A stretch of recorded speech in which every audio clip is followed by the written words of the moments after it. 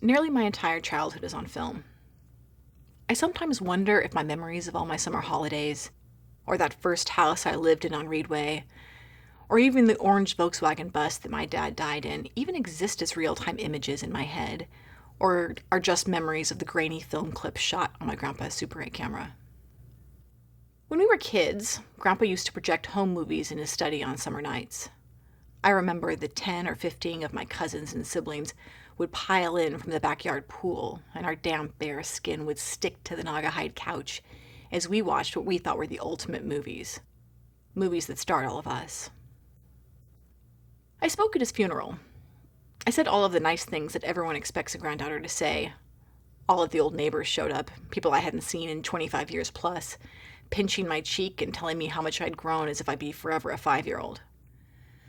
Grandpa left me all of the Super 8 films in his will, as if he knew I would be the one to speak at his funeral, like it was some sort of prepayment for a job well done.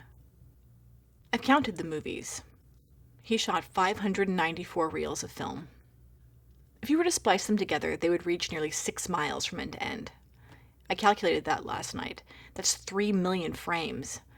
Birthdays, graduations, weddings, trips to Europe, and every Christmas morning for over 30 years. All of it's captured on film.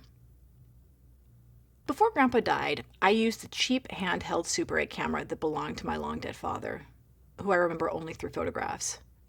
When Grandpa died, I immediately started using his higher-end camera. I felt like a traitor. Dad's camera was a physical connection to my childhood. But my father's Super 8 films were regularly out of focus, often badly framed and almost always underexposed. Grandpa only had one flawed film, his first. He unintentionally double-exposed his first 8mm film. Images of my grandma and her daughters in their new home with the 1960 Winter Olympics. A mistake he never repeated. The rest of his films were rich Kodachrome images of the bright red lipstick and blue pinafores of my grandmother, who at my age weighed 20 pounds less than I do and was already a mother to 6 teenage daughters. Grandpa captured movement clearly. He framed shots beautifully, and he never, ever lingered too long on any image, a problem which is, in my opinion, the death of most home movies. He documented the American dream starring his own family. It makes for an interesting contrast, these apple pie innocent surface images of the perfect American family, when I know that the filmmaker, my grandfather, the man never in frame, sexually molested all of the women who starred in his movies. My mother, her sisters, her cousins, my sister, me.